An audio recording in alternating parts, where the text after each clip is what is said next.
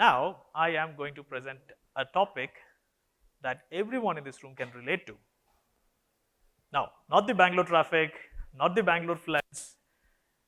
I'm going to talk about another interesting topic, which is how New Relic implemented SRE and observability best practices. And the reason why we picked up this topic is because I myself worked and led teams of SREs and DevOps in past, right? And I remember waking up in the middle of the night, taking a call, joining a war room, and trying to fix a prod issue, right? How many of you actually did that? Oh, so many hands. So my DevOps friends are still here. SRE friends are still here. Okay. So while I did that, I think for several years after doing that one and then moving to this side of the observability world, I still had this zeal to understand while New Relic is providing such a good solution to thousands of customers, what are their SRE and observability best practices? I took like special interest in that one, right? Not just me, quite a few of our customers also asked us, you have such a good solution and you are serving so many customers, you should be having a fantastic SRE team. Can you share some best practices of this team, right? And that's the reason today, here we are, presenting our best practices to you, our important customers, to whom we show some extra love. And I will be presenting this topic today with the help of, I took some help from our engineers in the US, our engineering managers in the US, and also a couple of solution consultants in Australia. And I've put this content together. I hope this one interests you. I think Pradeep covered in the morning that as on today, we are taking a data ingest of about 2 exabytes annually. And that's 2 billion gigabytes of data, right? So before 2019, we are primarily running on self-managed data centers. How many of you are still on data centers? Data centers? Still on data center? Of course, you're a bank.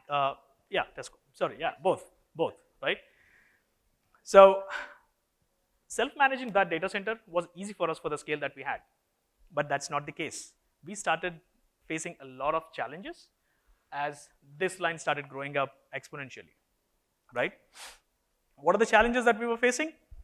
Majorly, managing the self-managed data center, which is hosted on a bunch of big rack servers. Then we have to manage everything there, right? And at the same time, we also started introducing new products, like for example, log management. You saw Anupam talking about logs, right? And because of all of these additional products also coming in, the data ingest is almost doubling every year, right? And at the same time, if any small failure, the impact of the failure started becoming wider and also more impactful, because the more number of services that we have, obviously the impact is more, right? Considering all of these challenges, what we would have done? Any guesses? Awesome, someone said move to cloud. That's exactly what we did. We got on a journey of multi-year journey of migrating ourselves onto the cloud.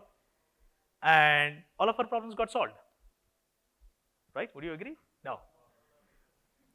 Migrating everything to cloud does not solve all the problems, right?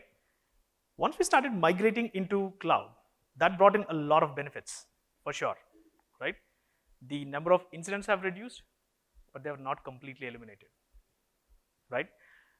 So basically, to make sure that all the incidents are gone and we give the best experience to our customers, we had to do changes in multiple layers.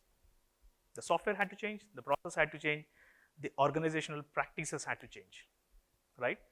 So basically, once we started with this cloud migration, the top 3 pain points that we identified were cost, complexity, and coordination. Cost, earlier with the data center that we had to do 2 deployments and also less number of services. But then as we scale, we had to do dozens of deployments across so many regions, right? Basically, the complexity. And at the same time, we also had to make sure that we are within the cost. I'm spending $10,000 on my data center. Yes, I moved to the cloud, I'm spending $2 million. Is that good? No, it's not, right? So at the same time, all of the services that we had are not built to be cloud native, right? So we had to change the way our services worked and also the way the services executed, right? And the third one is the biggest one. We did not have like one engineering team. We had hundreds of engineering teams across which we had to maintain the collaboration, right? And that is when our teams had to build and then also apply a lot of standards across how they operate, and at the same time also find a balance between autonomy and standardization across all of these teams. We know the pain points. What are our goals? Always you look at pain point and then you immediately do not start solving it. I know all of you engineers, when someone comes with a problem to you, you would get to a stage where you want to solve it, right? If I write this function, if I use this technology, I am going to solve this problem. Even before that, once you have a problem statement, it's always good to go and then set an end state. And that's what we did there, right? So to make sure that we reduce the cost, the services that we had to be easily scalable and more performant in terms of the performance of the overall software has to be better than how it was earlier, and at the same time we should be able to scale it to whatever extent that we want. And like I said, complex systems, right? How many of you are working on an architecture that has more than 100 microservices? Oh wow, I expected a lot more hands there. Okay, let's bring it down. 50 microservices. There you go, I see a few more hands there. Right, more than 50 microservices. So it comes to a point where the number of services increase. If you have an issue, you will be stuck in that haystack, right? It's tough for you to find what that exactly the problem is. That's where you need the right level of reliability. And the third one is coordination. Obviously, it goes without saying, I can do everything on cost, I can do everything on reliability, but if every team is working in their own way, that's not going to stay for longer, right? So now, we know what we wanted to achieve, and we know that an SRE team can solve this, right? But what's the strategy for this SRE team? I just can't, just like the cloud migration, I just can't say, here is an SRE team, all my problems solved overnight. Not going to work out, right? So we had to build those standards. We had to come up with the right strategy for this. And what's the strategy? Again, we defined the strategy in 3 ways: patterns and standards, performance and scalability, and finally, observability, right? The first one is patterns and standards, where we define guidelines across the code, the tools, and the different guidelines. And the second one is performance and scalability. Of course, we had to make sure that our services are easily scalable and at the same time do not impact the cost. And also observability, right? I cannot just go and then submit a hypothesis saying this would have broken because of this, right? And the developers would be like, you know what, I'm not trusting you anymore. We are breaking up, right?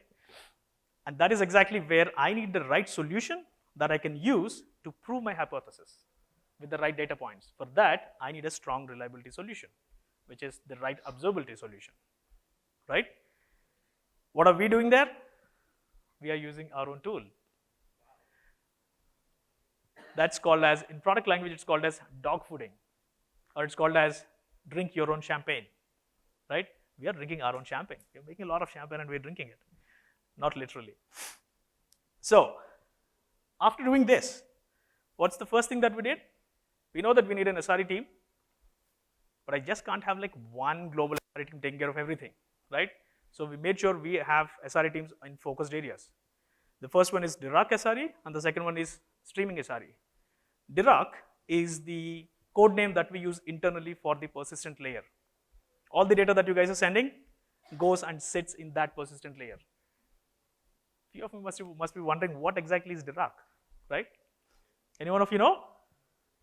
Relic is the name of a physicist, Paul Dirac. There you go, Paul Dirac, right? He applied the theory of relativity to quantum physics and proved the existence of antimatter. My physics professor is going to be so happy if he listens to this. I was a bad student at physics, very bad student. So, Dirac SRE team completely focusing on the persistent layer, and the streaming SRE team who takes care of all the services that are responsible for extracting the data, giving it to you, or The data that you bring in, bring it and then put it there, right?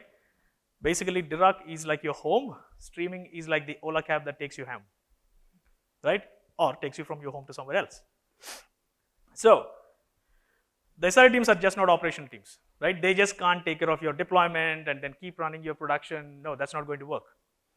So, what we did was we took a strategic approach for that SRE teams. These SRE teams are going to focus only on few things, not everything, like I said, right? So, these SRE teams deliberately started looking only at a set of incidents and a set of services. For example, only the services that are responsible for bringing the data and then saving it on database. Kafka. We use Kafka heavily, and that's one of the reasons, right? So Kafka services is what our streaming team started focusing on. Anything that's underlying of processing this data or whatever, they said, hello, dear services team, you take care of it. We are not even looking at that because they wanted to focus on it, right? And by doing that, the bonus that we saw was the number of total calls that people would receive during the off hours. They had dropped drastically, right?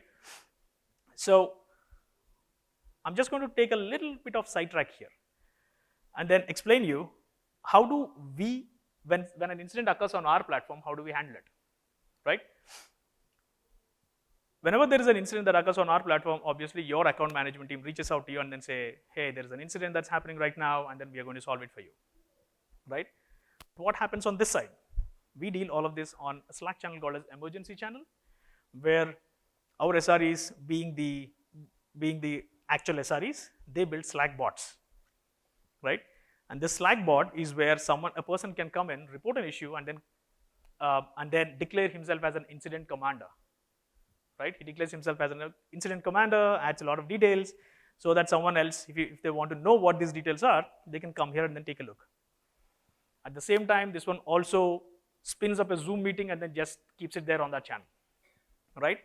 And this Slack bot is also built in a very smart way to look at the pager duty escalation metrics and then put that on the Slack channel. So if the incident commander does not know whom to reach out to, he can look at the Slack channel and then say, okay, this is the person who I have to reach out. And once everything is solved, we say 911 over, and then the incident is solved, and then there are like few celebratory emojis that says, yeah, we sorted it, right? So now, coming back. Towards the end of 2021, the streaming SRE team started following a set of best practices, and the architect, the lady who was working as an architect for streaming SRE team, started looking at all the incidents we had in last 3 months, right? And once she started looking at all of this data, the trend that she found was most of the issues were coming because of two main culprits, right? The first one was because of a third-party dependency. And the second one was because of a wrong configuration, right? A missing configuration or a wrong configuration. So those are the 2 points that we wanted to improve. But how? First, let's talk about one of those examples, right? The first one, third-party dependencies. The biggest third-party dependency that we have, most of the times the culprit was Kafka. Always it was Kafka, right? Kafka is basically the lifeblood of New Relic. We run on Kafka, we sit on Kafka, and I think New Relic is actually operates with the largest clusters in the world, and we are proud of it. We operate on the largest cluster of Kafka in the world in terms of throughput. Say that again? No, we are not using Confluent. Self-managed, completely self-managed. That's the reason we have a lot of issues. Had a lot of issues, not right now. Yeah. So any broker or cluster that has an issue can quickly escalate into multiple services, multiple teams, and we really had to find the right way of detecting that failure, right? And then redirecting this stuff to, let's say, a producer, or one of the brokers is not really performing, right? We need an intelligent mechanism to send this data, not to the failing one, but to the healthy one, right? That itself has become, a good stream of work that we could raise as an epic on Jira, and then assign it to one of the teams, and the team started working on it, right? From a customer perspective, what would you see when we face an issue with Kafka? You will see a lag in the data that you ingested to our database, or you can see a delay in alerts, or time to glass increases, right? You send the data, it's sat on a database, but you can't see it on the UI, right? And the second issue that we were talking about, configuration issue, right? The problem here was New Relic's team already made sure that all this data or any deployment that we do, I mean, all of us are following the practices of deploying it first into pre-prod and then going into production. Is anyone doing direct production deployments? Are you sure? Of course you are sure, right? So we're deploying it into staging, and then we are taking it to production, right? But the problem here is, one of the developers, a smart guy, decides that I'm going to have this configuration on staging, right? And he never documented this stuff anywhere. Decided others will just figure it out, right? And another team would see, hey, this looks like a very good parameter. I'm going to pick it up and then put it on production. And that's what they did. And as they started doing that, things started failing in production. And that needed the right way of collaboration between the teams, not just collaboration, but also the right way of standardization and also documenting stuff, right? After looking at all of these issues, what the streaming SRE team also started doing was, they took a set of initiatives and then started following these initiatives to make sure that while the development team is fixing the issues, what should they be doing? Standardization, the one that we already spoke about. The team started using Terraform to standardize all the alerts and Basically, they found those specific set of entities or services and made sure that a set of alerts are always going to be there for all the services, right? I don't care what other alerts that the services can have, service owners can have. I'm making sure that these alerts are always there, right? This is probably the same Terraform template you guys are using. How many of you use Terraform? Wow. For New Relic? You want to use it, which is good. That's good. How many of you want to use New Relic Terraform? Like Peter was telling in the morning, I'm disappointed. I really wanted to see more hands. Okay, so because it's like hundreds of services, we started using Terraform to create all the alert templates. But at the same time, our teams also started using Terraforms to create synthetic checks and also dashboards. The next thing, service level objectives, right? Service level functionality, Anupam spoke about in the morning. Our team started using that. And very specifically to monitor those couple of metrics. And then as you can see here I think we picked up like a couple of them, which is we're looking at the Open Telemetry API, how much is the response for this. And by using service level, the advantage that we have is you really don't have to wait for the customer to be impacted, right? You look at this one well before that may impact the customer, get the early symptoms of it, and then start working on it, right? And the next one is dashboards. Even before building the dashboard, you need to send some important data to New Relic, right? What our SRE teams do is, a typical SRE team, right? They just wrote a wrapper on top of the Kafka client library to send all the configurations to New Relic, and they built a dashboard on top of it. And once they did that, it becomes very easy for us to identify any outlier. So for example, as you can see here, all of this clients that we have here had a configuration that says something like 96431, whatever it is, and this one has like 56, right? That itself helps us find all the outliers. And not just the native dashboards, but the team also built a nerdlet, which is basically they use the programmability feature of New Relic and then built a specific set of kind of visualization on New Relic. Do you guys know about programmability on New Relic? How many of you? No? Awesome. So programmability is where you can build a node pack using React.js, deploy it on New Relic, and then start using it for yourself, right? You don't need a system. All you have to do is build a React.js visualization, put it on New Relic, and then start using it, right? That's what the team did. And they made sure that this one is configurable and then filterable across a bunch of dimensions that we already have, right? And the last one that I also want to show you is the scaling tab. How are our clusters scaling? And we are just not using the native metrics that is given by our cloud service provider.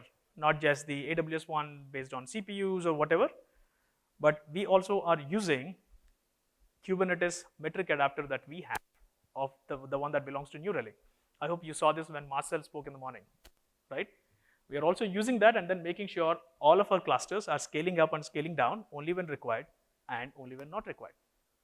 That's a fantastic level of efficiency that we received, right? And at this time, our SRE engineers can sleep like babies in the night and still don't have to worry about the scalability, and the scalability is taken care by our systems. Not just based on CPUs and memories, but also based on a sort of requests that are coming in. The length it is taking to run a specific query, right? And like I was telling, we love bots, right? Our SRE team built another Slack bot that has a record of every scale up and scale down that is happening. And this is maintained for us as an audit record. Tomorrow, if you want to check, when did the scale up happen? When did the scale down happen? And how, to what or from what? We have a record of all of that on one Slack channel, right? Now, quick recap.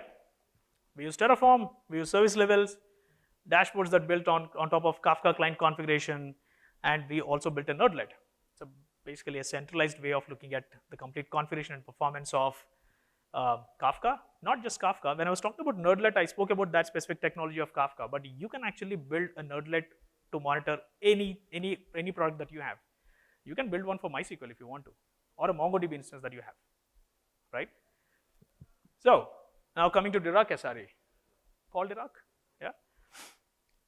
And right after streaming SRE started using this one, Dirac SRE team started having FOMO, feeling of missing out, right? They're like, streaming SRE team is killing it, so now we have to do something. So they started learning from the streaming SRE team. They used all of that, and based on all the initiatives that streaming SRE team was using, they picked up service level objectives watch, SLO watch basically.